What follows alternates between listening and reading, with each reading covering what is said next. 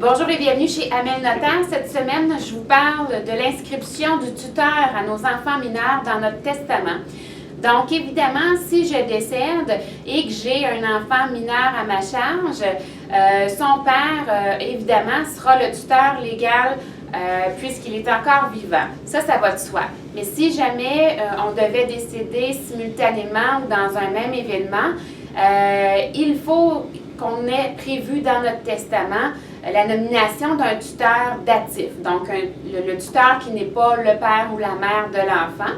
Ça se fait par testament, ça se fait aussi par déclaration. Et si ce n'est pas fait, ben c'est le tribunal qui va trancher. Donc, c'est encore un fardeau supplémentaire à la famille de vivre cette procédure-là.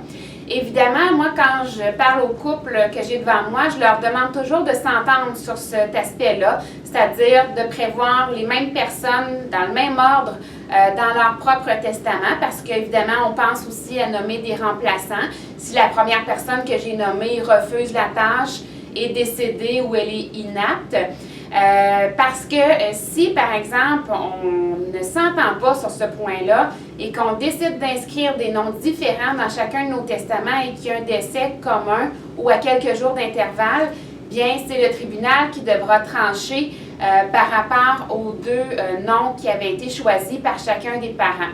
Donc, on alourdit encore une fois tout ça pour la famille. Ça demande une procédure, des délais et des coûts supplémentaires.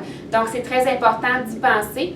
Et si jamais on est dans une situation de famille séparée, il ne faut pas oublier que c'est toujours l'autre parent qui a la garde, encore une fois, qui sera le tuteur légal si je décède.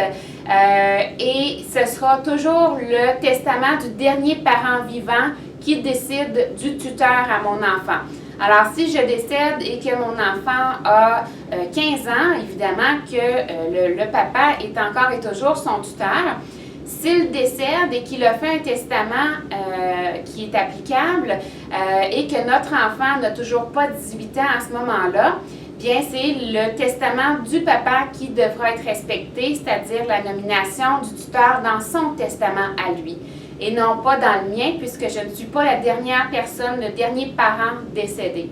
Donc, c'est ce que je voulais vous apprendre cette semaine. Bonne journée!